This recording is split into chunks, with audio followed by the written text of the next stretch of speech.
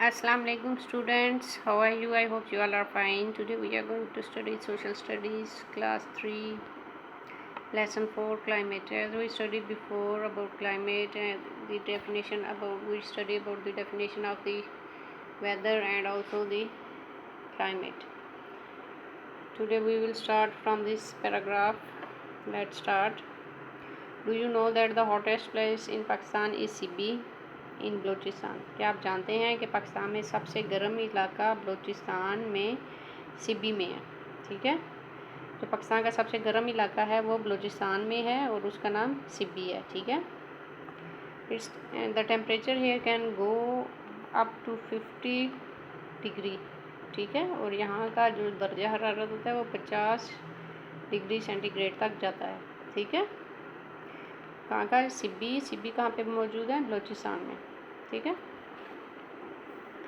The climate of a place is divided into different periods called seasons. जो climate है किसी भी इलाके का, जो क्लाइमेट जब मौसम आब हवा होती है उसको सीजन्स में तकसीम किया जाता है। ठीक है, मतलब जिस तरह गर्मी का मौसम, सर्दी, बहार, ख़ज़ां, बारिश, ये सब सीजन्स में आ जाते हैं। ठीक है, जो क्लाइमेट है उसको मुख्तलिफ सीजन में डिवाइड किया जाता है। This warm time of year is called summer. जो जब साल का गर्म हिस्सा जा रहा होता है, जो गर्म टाइम गुजर रहा होता है, उस वक़्त को कहते हैं समर, गर्मियों का मौसम। ठीक है, the cold time of year is called winter. साल का जो ठंडा हिस्सा होता है उसको कहते हैं विंटर, सर्दी। ठीक है, summer and winter are season. जो समर और विंटर है ये सीज़न है, दोनों क्या कहलाते हैं? सीज़न है, समर भी और विंटर भी। ठीक है, देर आर 2 अदर सीज़न। इसके अलावा 2 और भी मौसम हैं, मतलब स्प्रिंग एंड ऑटम, मतलब बहार और ख़ज़ां का जो मौसम है ये भी मौसमों में शामिल है। इन ऑटम, ख़ज़ां में, विच कम्स आफ्टर समर, जो गर्मियों के बाद होती है। जैसे कि आजकल गर्मी है, इसके बाद कौन सा मौसम आ जाएगा? ऑटम का। ऑटम के बाद क्या आ जाएगा? सर्दियों का मौसम, मतलब विंटर। विंटर के बाद फिर कौन सा आएगा? स्प्रिंग। ठीक है, स्प्रिंग के बाद फिर summer. In autumn which comes after summer, ख़ज़ां के मौसम में जो कि गर्मियों के बाद आता है, it begins to get cooler, तो ठंड होनी शुरू हो जाती है। And leaves fall from the trees, और जो पत्ते हैं वो दरख्तों से गिर जाते हैं। ठीक है, अब वो कहते हैं ख़ज़ां का मौसम जो कि गर्मियों के बाद आता है उसमें ठंड होना शुरू हो जाती है और दरख्तों से पत्ते गिरने लग जाते हैं। इन स्प्रिंग, बहार के मौसम में, विच कम आफ्टर विंटर, जो सर्दियों के बाद आता है। सर्दियों के बाद कौन सा मौसम आता है? स्प्रिंग। और गर्मियों के बाद कौन सा मौसम आता है? ऑटम। ठीक है,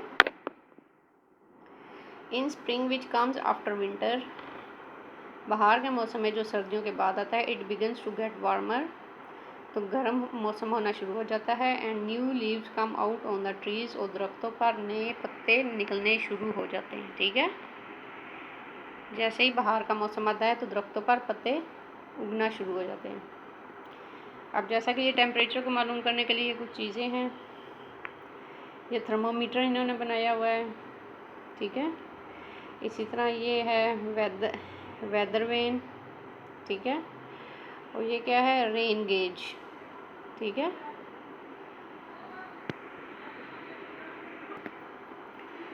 we can tell the climate of a place by measuring the daily temperature and keeping a record of the changes in the weather over a long period of time.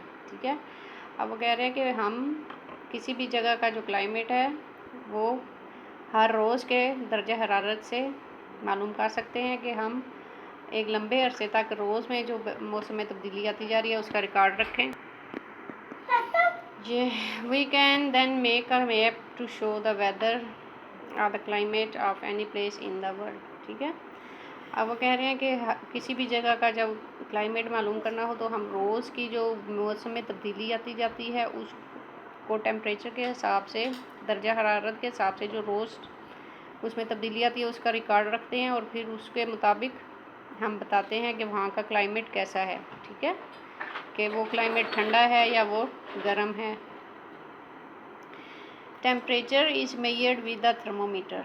ठीक है, temperature is measured with the thermometer. अब आपने इस line को copy पे note down करना है। सबसे ऊपर लिखना है थर्मोमीटर की हेडिंग लगा के नीचे लिखना है temperature is measured with the thermometer. जो टेम्परेचर है, दर्जा हरारत है, वो थर्मोमीटर से मालूम किया जाता है। ठीक है, इन डिग्री सेल्सियस। ठीक है, और डिग्री सेल्सियस में मालूम किया जाता है। अब जो रेन गेज है, इसका क्या काम है? अब आपने नेक्स्ट जो हेडिंग देनी है वो देनी है रेन गेज की। कॉपीज़ पे सबसे पहले हेडिंग देनी है थर्मोमीटर की, नीचे आपने उसकी डेफिनेशन लिखनी है, temperature is measured with the thermometer in degree Celsius, यहाँ तक लिख देना है। नेक्स्ट हेडिंग देंगे रेन गेज, तो इसके नीचे लिखना है rainfall is measured in millimetres with the rain gauge. ठीक है, we use a weather vane to tell us the direction of the wind.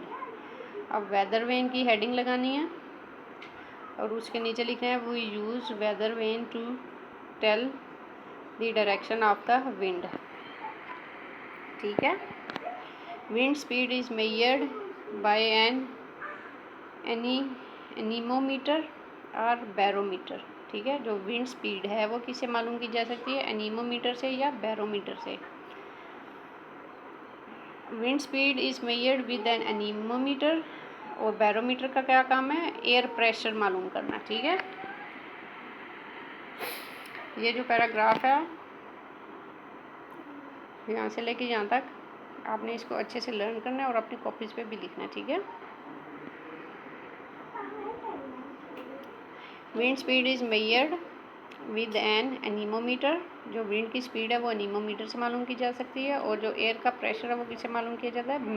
Barometer से। ठीक है, other instruments are use to measure the wind speed.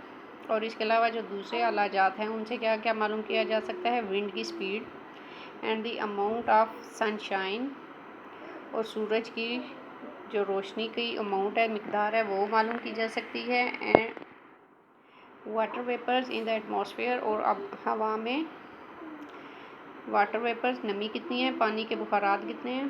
ठीक है, ये मालूम किया जा सकता है दूसरे आलात से। ठीक है, people who study the weather and the climate and keep record are called meteorologists. ठीक है, वो लोग जो वेदर और क्लाइमेट का रिकॉर्ड रखते हैं उनको क्या कहा जाता है? मेट्रोलॉजिस्ट्स। ठीक है, जिस तरह ये पैराग्राफ आपने अपनी कॉपीज़ पे लिखना है, उसके बाद ये लाइन भी आपने अपनी कॉपी पे नोट डाउन करनी है। ठीक है, आज के लिए ये काम होगा।